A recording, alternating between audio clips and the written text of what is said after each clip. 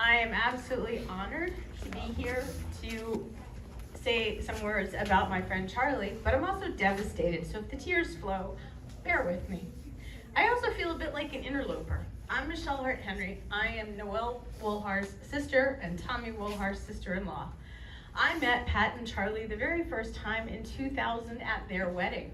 Apparently I gave a speech and I said something nice and Charlie and Pat sought me out, and that was the beginning of a beautiful friendship. Stand in front of me. From this day forward, or from that day forward, we've been friends, sharing all kinds of good times, bad times, hard times, and every time in between. As I thought about what I wanted to say about Charlie, I started looking for quotes or speeches or poems, and I found one that was written in 1904. Now, I've updated the language a little bit because I do recognize that this is 2024. But a housewife named Bessie Anderson Stanley won a poetry contest in a magazine for a simple poem entitled Success. I took some liberties with it, but I think this sums up the life of Charles H. McMichael III beautifully. Success. He has achieved success who has lived well, laughed often, and loved much, who has enjoyed the trust of women, the respect of intelligent men, and the love of children, who has filled his niche and accomplished his task, who has left the world better than he found it, whether by an improved painting, a perfect moment, a good deed, or a rescued soul, who has never lacked appreciation of earth's beauty or failed to express it, who has always looked for the best in others and given them the best that he had, whose life was an inspiration, whose memory is now a benediction. To me, that's Charlie. In his own unique way, he has been an inspiration many times over for all of us in this room. He loved deeply, was fiercely loyal, and quietly devoted to all in his circle. That grouchy act, it was just that. It was an act. He used it to mask just how much he really cared for all of us. 13 years and 10 months ago, Charlie stood in front of a group of people and delivered beautiful words about my late husband. In that eulogy, Charlie gave us the dictionary definition of a friend, but he went on to say that he found that definition inadequate. Instead, he gave us his definition. These are his exact words. I saved the speech because I save everything. He said, "A friend is one whom you know and like, and through their compassion and kindness changes your life forever." He changed all of our lives forever in so many ways, especially though through the examples of how he lived his life, through his devotion to his soulmate partner and love of his life, Patricia, through his love for his children and their partners, through his pride and delight in his grandchildren, through his loyalty to his sisters and their families. He was an example to us all. His example continued in the love and yes, patience and sometimes impatience that he showed for his outsized family of in-laws, ex-laws, outlaws, cousins, nieces, nephews, and on and on. There are so many stories I could tell and so many ways that we tested his patience. Pat and I did so on a regular basis on our annual vacations. He struggled to understand how many seashells we really needed to bring home. And he never understood why we needed to snorkel or swim until the last possible moment. He was always convinced that we were going to make him miss the boat. His loyalty, his humor, his thoughtfulness, and kindness were a gift to so many of us in this room today. When he first moved to Ocean Pines, he told me he didn't need any more friends. He wasn't interested in meeting any new ones. Good old grumpy Charlie. We see how that worked out, don't we? He was an example for us all, although sometimes, admittedly, it was in what not to do. But like the good sailor that he was, when his ship needed to be righted, he did so with humility, an understanding of why it needed to be done, and most of all with humor. And then he shared those lessons freely with others. One of the most important lessons he shared was forgiveness. When I was fortunate enough to welcome a new family into my life, Charlie and Pat opened their hearts to find room for them all. Charlie believed that we all have an infinite capacity for love. It didn't hurt, though, that my husband is a golf pro, garnering him instant respect from Charlie. Along with a love of golf, though, these men demonstrate that generosity, kindness, and caring are truly the keys to happiness for yourselves and those around you. On a random day in January of 2019, Charlie demonstrated that caring once again by sending me a text out of the blue. And in that text, he let me know that although David had already been gone for 9 years, he still thought of and missed his dear friend. I think that what Charlie sent me that day is the way that we should all think of him today and remember him in the years to come. This is what he sent me. If someone comes into your life and has a positive impact on you, be thankful that your paths crossed. And even if they can't stay for some reason, be thankful that somehow they brought joy into your life, even if it was just for a short while. Life is change. People come, people go. Some stay, some don't, and that's okay. Remember the good times and smile that it happened. He was my friend, and I am forever grateful for that. Thank you, Charlie, for the joy and the good times. We will always be glad that they happened. The stories, the joy, the memories will live on in our hearts forever. Noelle. My name is Noelle Woolhar. I'm a random tangential, I feel like an adjunct side member of the family, and I'm so blessed to get to be a part of this celebration, and particularly so blessed to be a part of the lives of the people in the room. My favorite book of all time is Life's Little Instruction Book by H. Jackson Brown. If you're not familiar with it, it's literally a small book of advice from a father to his son. While I can't say with complete confidence that Charlie was also familiar with it, I think he must have been. He was. See, I told you. I still have a copy. I think he must have been, based on the way he lived. Let me explain. Charlie had the ability to make family out of anyone. As I stand here today, the wife of a guy he worked with almost 30 years ago, I think it's fair to say that Charlie, Uncle Charlie, to my children, had the uncanny ability to draw people into his life and love them in such a way that we all became the family he chose. He loved us, blood relatives and his chosen family, fiercely and deeply. I can't imagine there is a person in this room who hasn't felt the glow of Charlie's love and smile at some point. This is number 33. Treat everyone you meet the way you want to be treated.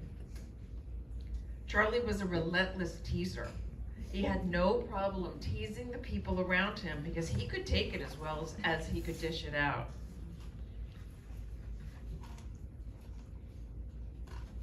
That's because he lived his life authentically, recognizing his bad habits and his mistakes right along with his good ones. I loved and admired his honesty that he always tempered with good humor. This is number 60, admit your mistakes. Number 70 is learn to make something beautiful with your hands. You've seen his paintings, correct? Are you starting to see a pattern here? That his vocation and his avocation were so closely linked may not be a coincidence after all. Live so that when your children think of fairness, caring, and integrity, they think of you is number 59. I think he may have expanded this to include crabs and Diet Coke. But the sentiment is the same. Charlie embodied these qualities in everything he did, in business, in his friendships, in relationships, and the good opinion of his children and grandchildren was paramount to him because they are and will always be the sun, the moon, the stars, and everything in between.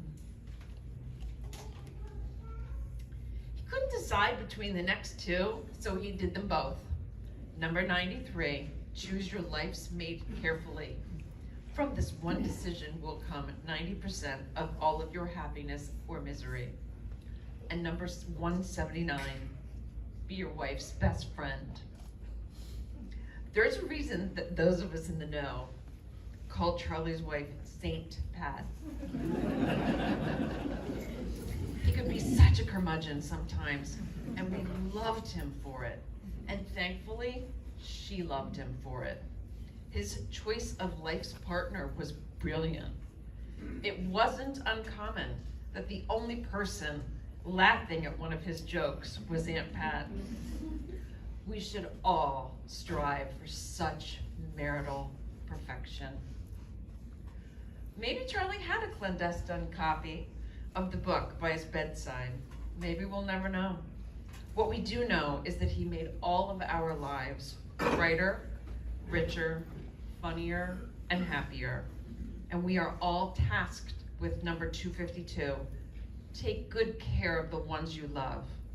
As you did for all of us, Charlie, we promise to do that for one another until we meet again.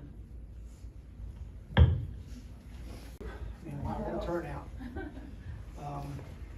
Hello everyone, I'm Tommy. I was one of Charlie's dearest friends. As we gathered today to celebrate the life of our dear friend Charlie, his uncle, husband, grandfather, let us remember the joy and the love that Charlie brought into our lives. Charlie loved everyone he met and everyone who was in his life.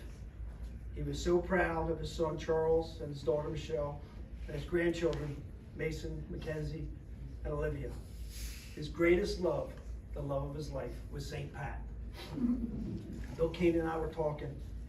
Sorry about the shakes up here.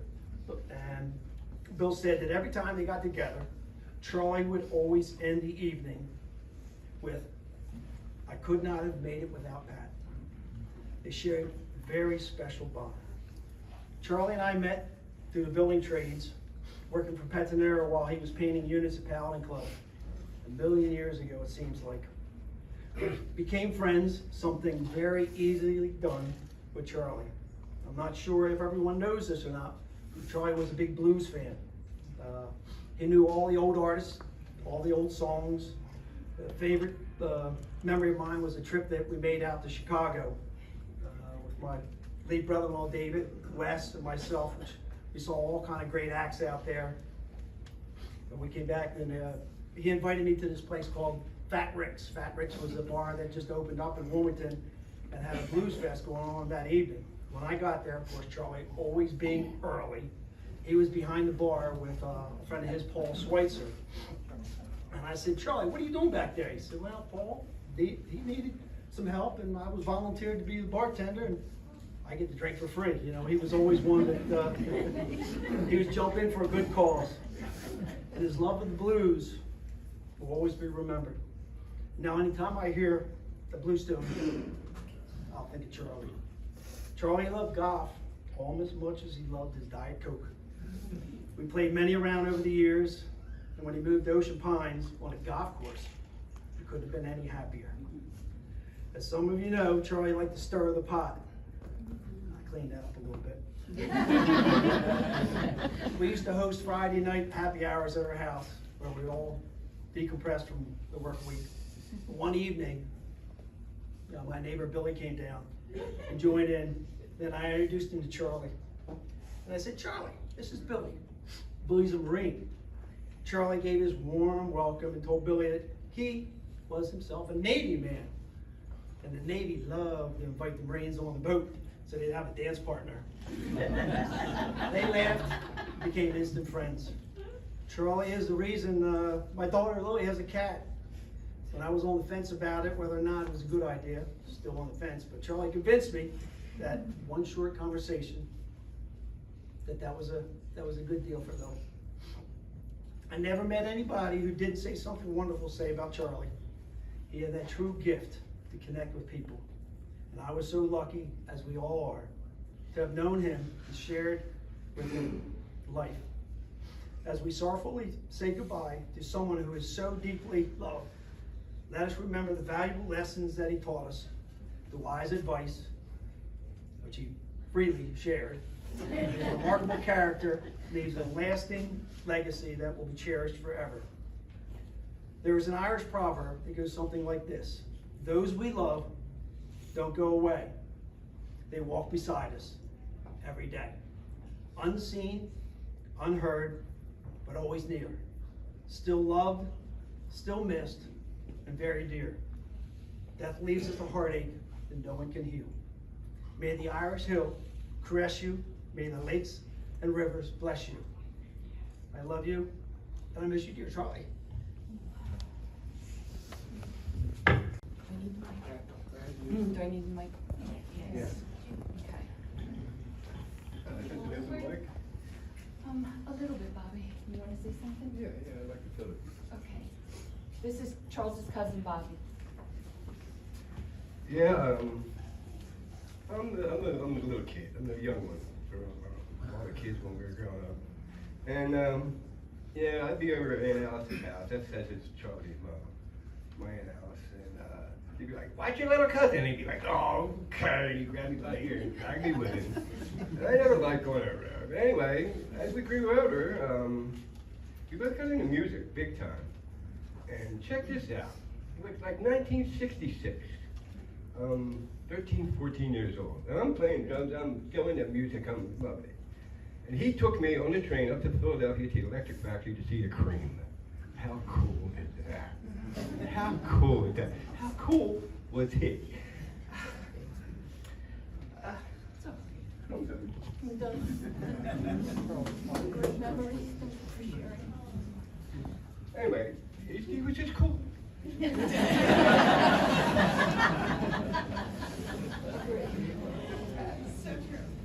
Oh, absolutely. Okay, no, take your time. Hi, everyone. My name is Billy Walsh. Charlie's nephew. My mom is Charlie's sister. And my wife Debbie and my son Sean are here with me. My parents and Charlie were very, very close over the years. And it was a pleasure for me to grow up around them and spend time with them. It was wonderful. This is from my mom. Your memory is what I have. I will never say goodbye. God has you now, but I will always have you in my heart and my whole being. I have uncontrollable tears. I will never part with my brother Charles. We always had each other's back. To quote Charles, he said, "I breathe in and my sister breathes out." Bill and I loved him with our whole being. To our sister-in-law, St. Pat. We also called her St. Pat. You enriched his life every day because you did.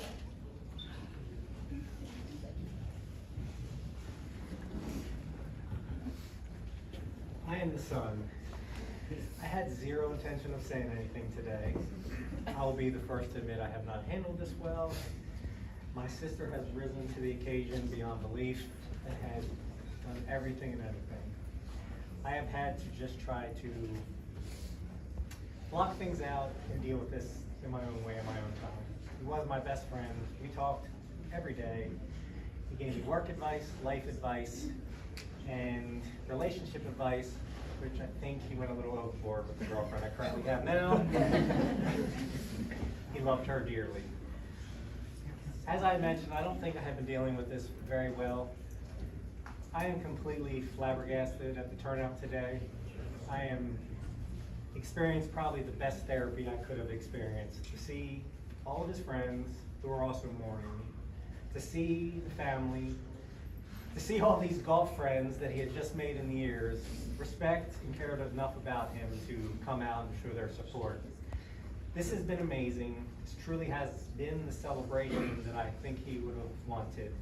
And I'm so happy that all of you made the effort. I am truly, truly dealing with therapy right now, and this has been awesome. So, thank you all. I literally can sit here and smile for the first time in weeks and enjoy this moment. And it's because of you all. So, thank you. I needed it. And this applies to everybody, but it especially applies to Charlie. To love and be loved is the greatest gift of them all. Amen.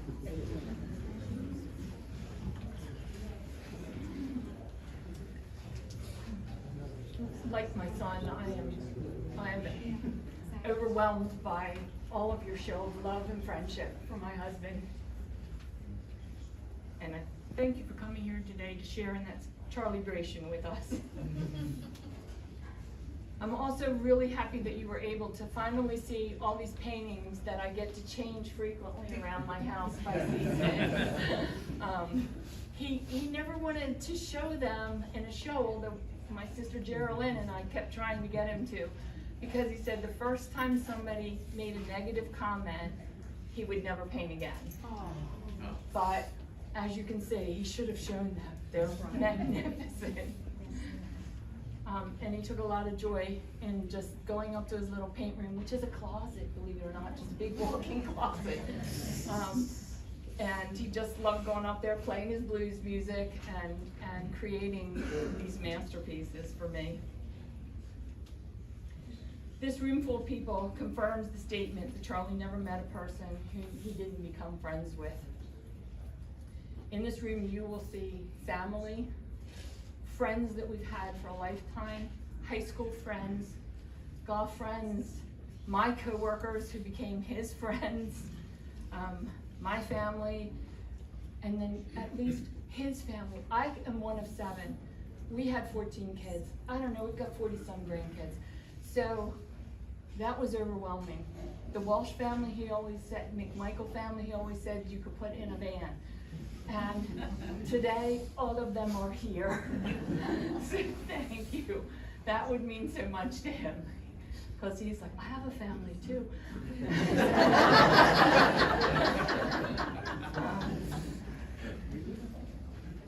So many of you have known us for most of our lives, spent weekends and vacations with us, had dinners and danced with us. We used to dance a lot. And actually, we still danced in the living room. But we all raised our children together, and then we enjoyed sharing so many wonderful pictures and stories of our grandchildren. And you can ask Dave, how many pictures did I bring in when Mason was born? Like 800, a whole album full, because digital had been invented. So I literally had an album this thick of our grandson Mason. As you can guess, we couldn't go anywhere in our hometown of Wilmington that we didn't run into someone Charles knew. And then when we moved to Ocean Pines 6 years ago, he felt a bit isolated. He would go places and nobody would be like, hey, Charlie. Until, as Michelle said, he met his 7-Eleven family. So he loves, as you know, the Diet Coke, and that was after the Coors Light.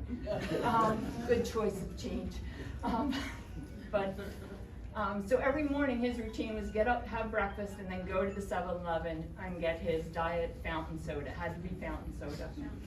And within weeks, he would walk in the door and he'd hear, "Good morning, Mr. Charlie." And that just warmed his heart, and he would come home and he'd be like, people know me.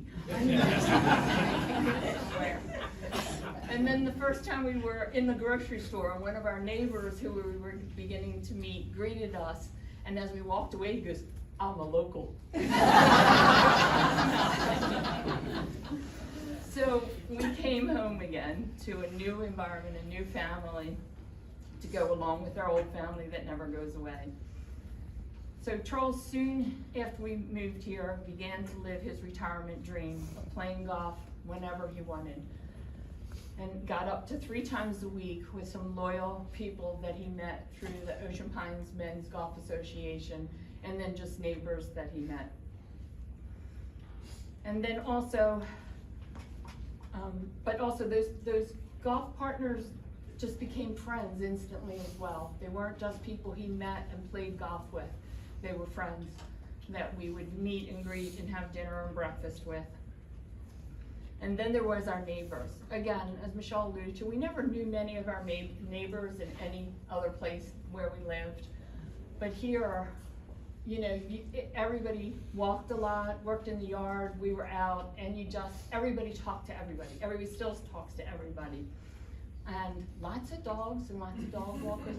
I'm allergic, so we have a cat.